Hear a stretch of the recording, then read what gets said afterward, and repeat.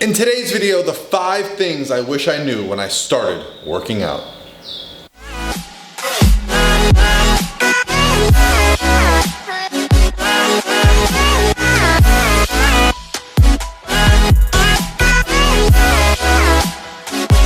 All by myself. Hey guys, what's going on? This is Paul Ravella from ProPhysique.com. Thank you for joining me for today's video. The topic being the 5 things I wish I knew when I started working out. Let's just jump right into it and let's get started. The number one thing that I wish I knew when I started working out is that your life outside of the training, outside of the gym, matters just as much as your time in the gym.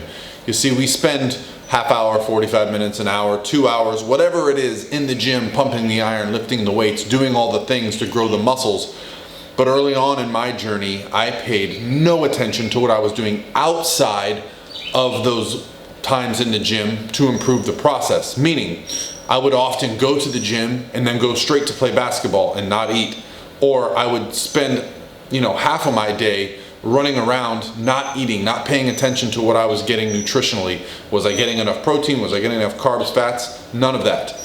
And I also didn't pay much attention to sleep. When I started lifting weights in my teens, sleep was not a priority. What was a priority? Probably my friends, probably my social life, things like this. So I was putting a lot of effort into the gym, trying to learn, trying to do things, but I specifically remember skipping the section in the Arnold Modern Bodybuilding Encyclopedia that had to do with nutrition, which would have been a big part of it.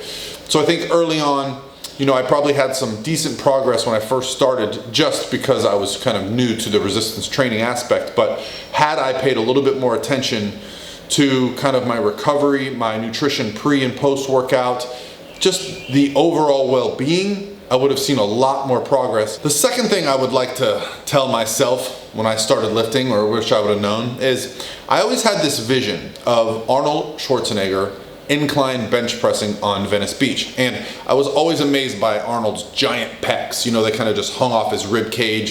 He walked around like a peacock with those things hanging off. And, I think early on that was probably one of the visuals whenever I went to the gym and lifted weights that I wanted to emulate. And I thought, man, if I could get as strong as that, if I could do 315 pounds on the incline, I will look like Arnold.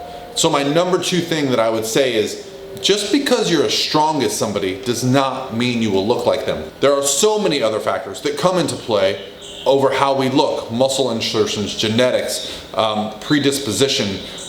There's just so much that we cannot control, but I did not understand that. When I first started lifting weights, I thought, you lift the weights, your body changes, it reshapes itself, and you look like the person you want to look like. Well, all of that is true, except you're not going to look like the person you want to look like. You're going to look like a different version of yourself. And I think it's taken me a long time to accept that fact that yes, I can lift all the weights I want to lift. I'm never going to look like some of the people. And actually, I've learned to appreciate myself more now because of that. Had I known that starting out, I might have enjoyed the process a little bit longer. I think I often got frustrated because I didn't look like Arnold. The third thing I want to mention is that your back and your legs, hey, they have muscle too. So early on, I was definitely a bro lifter. I was in the gym, as I said, to get a big chest, the big arms. I wanted to look like I lifted, and I probably wanted to put in the least amount of effort possible. I was also really into playing a lot of sports, as I mentioned earlier. So leg day for me was, let's go to the gym. No, let's go to the basketball court. That's leg day, right? I'm running up and down the court. I'm jumping up and down. That might as well be legs. Well, it wasn't until years later into my lifting career that I started paying attention to back and legs. Actually, didn't really take it too seriously until I started competing, which was probably more than 10 years into my lifting career. So, hey, guy that's just starting out at the gym, put some effort into your back and legs. Don't do chest 3 or 4 days a week. I promise you, you'll benefit. All right, the next one is a big one. Number 4 on my list, things I wish I knew.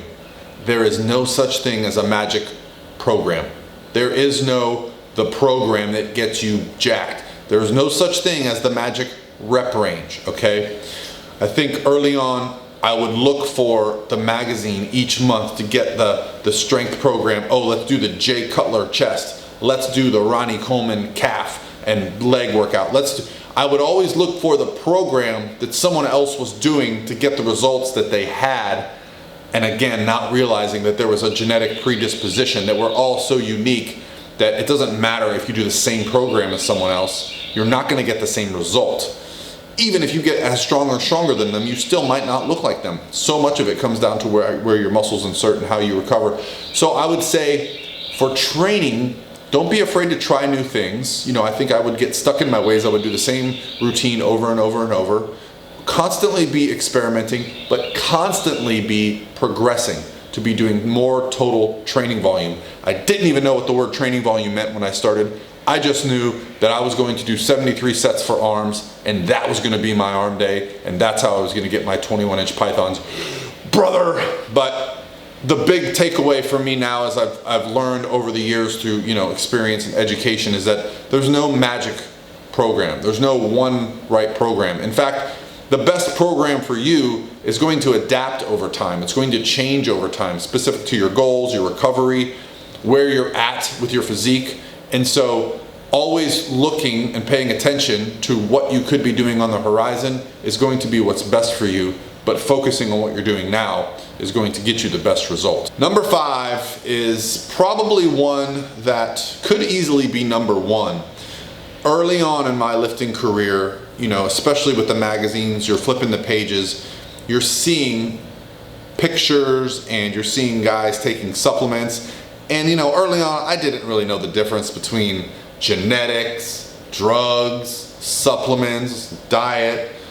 I didn't know the difference between any of that. I just knew that, okay, these guys do this, they take this, so that's probably what I need to do. And so my number 5 thing that I wish I knew would be that food and sleep are much more important than supplements. Your overall lifestyle is much more important than supplements. Now, having said that, do I believe there is value in supplements? Hell yes. If you're taking care of the first part of the equation. If you're not taking care of your diet, your training, your sleep, your lifestyle, and you're just throwing some supplements at your life, you're not going to get any benefit from those supplements. Those supplements are going to augment an already high quality program. So that's the top 5 things that I wish I knew when I started lifting weights. I'd love to hear your guys' feedback. What were the couple things that you wish you knew when you started? Comment below. I'd love to hear it and hear your feedback, and maybe we'll get a conversation going on some of the things that were enjoyable for us or possibly led us astray. All right, guys, that's going to be it for me today. I hope you're having an awesome Thursday, and I'll talk to you tomorrow.